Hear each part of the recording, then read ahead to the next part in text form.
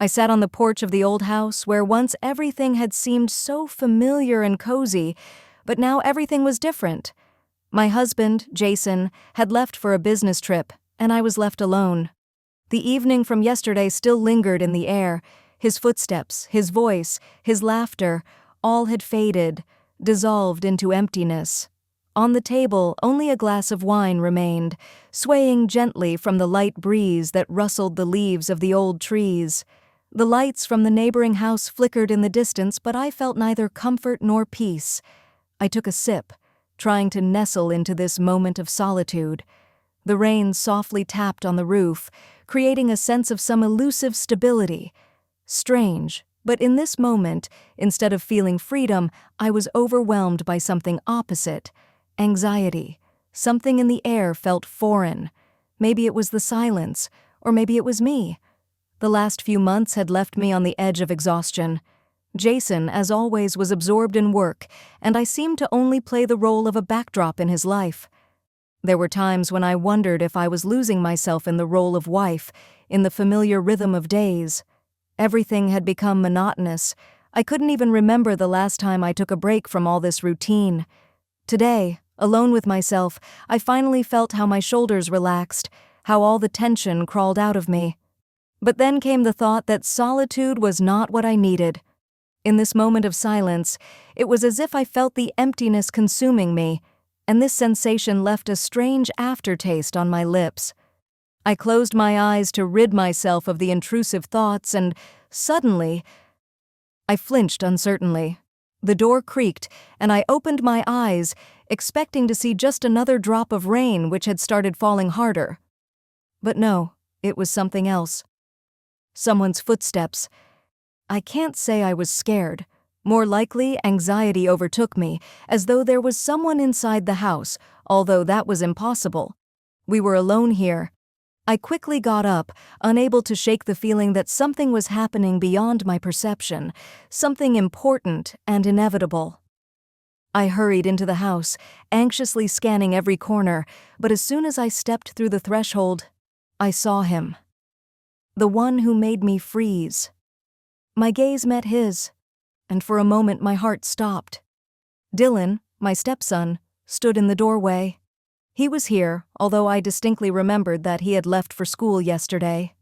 We hadn't expected his return, and there was no reason for him to come back so early. There was something new in his tired eyes, tension, as if his own life had somehow broken, and he didn't know how to fix it. I froze. I couldn't look away from his figure. He looked just a little older than the last time I saw him, and in that gaze, there was something unsettling, as though he hadn't just come to visit his father, but had come to a house that was something more than just a place to sleep. "Did you come back?" I finally breathed out, trying to cover up my own confusion. I didn't even understand why that word sounded so strange, as though I wasn't just talking about his return, but somehow trying to find out what had brought him here. He nodded slightly, without saying a word. The only thing I noticed was how his gaze slid over me, evaluating, as if he was searching for something in this house that I couldn't understand. "Jason's not here," I said, feeling as though this fact stripped away any foundation beneath me. I felt alone again, even though he was here, but even his presence didn't offer me any comfort. On the contrary, it created a heaviness that didn't quite fit. Dylan didn't respond. He simply walked past me and headed into the living room, as if this were his home, not mine.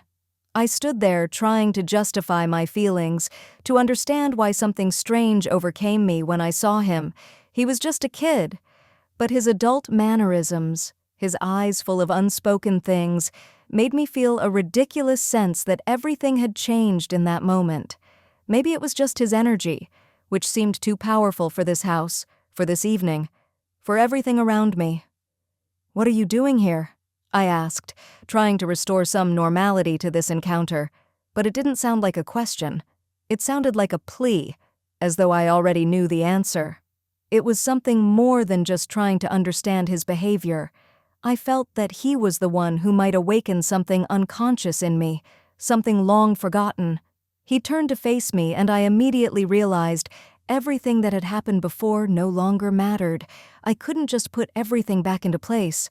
The room filled with unbearable silence. We stood facing each other, and despite the distance of just a few steps, it felt as though there was an invisible wall between us, one that was impossible to cross. Dylan took off his jacket and carefully hung it over the back of a chair, and I noticed how he watched every move I made. His eyes never left me, as if he was trying to understand what was going on inside. And suddenly, I realized he saw me in a way that was completely different from how he usually did. I felt a strange tension in the air, as if something important, something inexpressible was beginning to build up in that moment. It was as though the room itself had become cramped and our conversation had become unreal. We both knew we couldn't return to our usual state, that some boundary had already been crossed. I didn't know what would happen next, but I couldn't help feeling how something inside me responded to his presence. He noticed my glass of wine, and his gaze became a little heavier. I felt how his eyes paused, as though he were trying to understand something, perhaps both in himself and in me. It was a strange sensation, being so visible, yet feeling as though I were lost, alien. "You've changed," he suddenly said, and his voice was so confident that it made me want to turn around and leave. But I couldn't. It wasn't just an observation, it was a question, though unspoken. He could see that something was happening to me, and that something was now between us, in every glance, in every moment. I felt his words touch me. I stood there not knowing what to say and tried to smile, but the smile came out stiff, unnatural. "I don't know what you mean," I breathed out, but my voice trembled, betraying me. He remained silent, continuing to watch me, and in that silence I realized he wasn't expecting an answer from me. He was simply waiting to see what I would do next. The silence that lay between us was growing heavy. It filled every corner of the room, as if it already owned us. I could feel his gaze penetrating through me again. I couldn't say what troubled me more, his intense attention, or how I, myself, had started to respond to it. Dylan took a step closer, and suddenly everything fell into place. Not in the sense of right or wrong, but in the sense that I felt his presence so clearly that I couldn't forget it. His closeness seemed to awaken something in me that I had long been trying not to notice, not to think about. His gaze was both tender and persistent. He knew that I couldn't hide my feelings anymore, and it seemed like he knew that those feelings would decide what would happen next. I couldn't believe this was happening, and yet I couldn't look away. I didn't even notice how his steps had become so close that the space between us vanished, and all that remained was his breath mixed with mine. His eyes were unwavering, and I could feel how his gaze pierced through me, as if trying to see everything I was hiding, everything I hadn't dared admit to myself. I stood there, not knowing what to do, and instead of retreating, something in my body seemed to respond to his presence. He stepped even closer, and I instinctively closed my eyes, as if that would somehow block his persistence, his closeness, which was becoming more and more palpable. But when I opened my eyes, he was so close that I could feel his warmth, his shadow. In that moment, all I could hear was the loud beating of my own heart. And then, as if in slow motion, it happened. His lips touched mine. It was quick, unintentional, yet so undeniable. I didn't know what it was, didn't understand how it could have happened, but in that moment, it felt like everything around me ceased to exist. All that mattered was Dylan, his lips, his touch, his breath.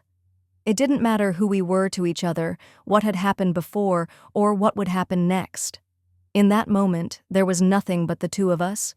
I pulled away as if I had been struck by electricity. We both froze, stunned, confused. It wasn't desire, it wasn't a deliberate decision. It was a mistake that no one could explain.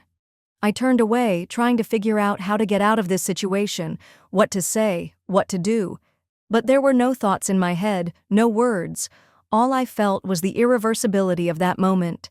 I could feel something inside me turning, and in that turn, there was nothing simple. It wasn't just an impulsive action, it was something more, complex, tangled, painfully real. It was "It was not that," I said, trying to justify myself, but not believing my own words. I didn't know what it had been, but inside me, the comfort and certainty that had been there before were gone. I couldn't push his image, his touch, out of my mind. It couldn't just have been a mistake. It was something much bigger.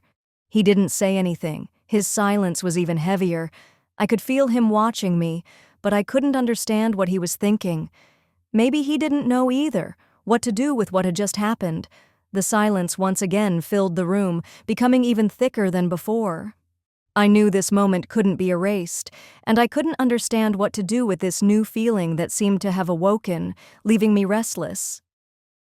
Morning came too early. I couldn't sleep. My thoughts swirled, restless, and every movement, every task seemed pointless and meaningless. The house was silent, but it was a silence that felt ominous, almost suffocating.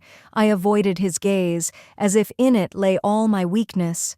Yesterday evening still lingered in the air, and even though I tried to imagine myself in the role of a regular wife, everything inside me had already been disturbed. I busied myself with tasks that didn't require much attention. I washed the dishes, rearranged books on the shelves, though it made no sense. I needed to do something to put everything back in place, even though I knew that was impossible. This house, this space, even my own reflection in the mirror, everything seemed foreign and unfamiliar. I couldn't drown out the feeling that something important had disappeared, and now everything was spoiled. Dylan appeared from time to time, but I avoided interacting with him. When he said something, I responded as neutrally as possible, as if trying to hide everything that was happening inside. Every word from him sparked something in me, and I tried not to show it. It was a torturous process, forcing myself to act as I had before, when everything was simpler and clearer. One evening, I found myself in the kitchen again, cleaning up after dinner, and once again, I heard his footsteps behind me. My stomach tightened, and I felt the tension grip me again. He stopped beside me, silently watching me. I picked up a cup, as if it might help me not think about what I was feeling. "I thought you wouldn't respond to me anymore," he said, his voice calm, but there was something else in it, subtle yet persistent. I raised my gaze and met his eyes. They were full of something unclear, the same thing I had been trying to avoid. It was pain, a mixture of regret and something more, something we couldn't control. "I don't want all of this to destroy us," I replied, but the words felt hollow. I didn't know what I meant. I didn't know what exactly I didn't want to destroy. I couldn't even understand what was important to me, what was worth preserving. He was silent, and in his silence there was so much that I couldn't find the words to express my feelings. He didn't condemn me. He didn't accuse me. He was just there, as if he knew that words couldn't fix everything, and I lacked the courage to uncover what I truly felt. I couldn't tell the truth because I feared it would destroy what we had, if we had anything left at all. In that moment, I realized that I couldn't run from the truth anymore, whatever it was. But as long as I couldn't find the strength to admit to myself what was really happening between us, I continued to mask it under a semblance of normalcy. That evening, I stood in the kitchen, chopping vegetables, trying to focus on the familiar movements that required minimal attention. But there was nothing in my mind except the image of Dylan, his gaze, his presence. Every word, every gesture from him seemed to pierce me, making me feel like I no longer had control over what was happening inside. And then he appeared again, quietly, almost imperceptibly, as usual. I didn't realize he was standing behind me until I heard his voice, which, despite its calm tone, sounded like a challenge. "You've been avoiding me again," he said, and in those words, there was so much understanding that it struck me. He wasn't being aggressive, he wasn't trying to accuse me, but I felt that he wasn't just noticing my distance, he felt how it was growing between us. I stopped, unsure of what to say. In his voice was not condemnation, but something much more complex, a desire to understand. He wasn't asking why I was avoiding him, he was simply acknowledging it. But it was hard for me to accept because I couldn't explain to myself what was really happening. I don't know what to do, I exhaled, gripping the knife in my hands. I wanted to retreat, avoid this conversation as I always did, but I knew I couldn't do that. I was already standing on the edge, and there was no point in hiding. He remained silent for a few moments, his gaze deep, penetrating, as if he were trying to find an answer in my soul. He didn't rush me, didn't try to force an answer. Instead, he said something that made me freeze. I feel like something's changed. You've changed, and this isn't just a coincidence. Can you admit that? He asked, and I felt a wave of uncertainty and fear wash over me. I couldn't say that all of this didn't matter. I couldn't justify it to myself. The silence stretched on, and in it, I began to feel the rising tension, as if this unspoken weight had filled all the space between us. His words were penetrating, touching the deepest corners of my soul, and at the same time, I knew I couldn't admit what was really happening. I couldn't allow myself to. Yes, I said quietly, feeling that this word was an admission of something much bigger than just an explanation. It was an acknowledgement of what I felt but couldn't accept, of what I couldn't understand. And in that admission was something painfully clear that I couldn't push away. Dylan noticed it, and his gaze softened, but the tension didn't disappear. I felt that he knew more than I could grasp, and perhaps that was what scared me the most, his ability to see me for who I really was, without the embellishments and defensive masks. "You're not alone in this," he said, and his voice was unexpectedly quiet, almost thoughtful. "I feel like everything has changed too." These words turned everything inside me upside down. I didn't know how to react. He was right. We both knew that something important had happened, and that something was so powerful that I couldn't pretend everything was as it was before. A few days passed, and nothing had changed between us, except that I found myself thinking about him more often, about Dylan. His presence had become so familiar that I couldn't shake the feeling that his gaze and his words had penetrated every corner of my world, and although I kept pretending that everything was fine, it wasn't the same as before. The tension grew, like a lump in my throat, making it hard to breathe calmly. Every time we met eyes, it seemed that words were unnecessary. We both understood that there was nothing left to hide. That invisible wall, which used to stand between us, had vanished, and I didn't know how to cope with it. With each encounter, it became clearer. We both knew we couldn't put everything back in place. One day, sitting on the porch, I once again caught myself thinking about him, about what would have happened if things had been different. I lit a cigarette and picked up a cup of cold tea. But the thoughts wouldn't let me be. What if? This question replayed in my mind over and over, even though I knew I couldn't find an answer. The wind was tearing the leaves from the trees, and I thought, like me, they were being carried somewhere, unable to stay in one place. And then I heard footsteps.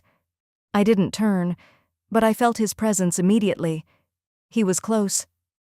I couldn't help but notice how he, perhaps, was trying to hide his thoughts, just like I was. But I knew that between us, there was something more than just silence.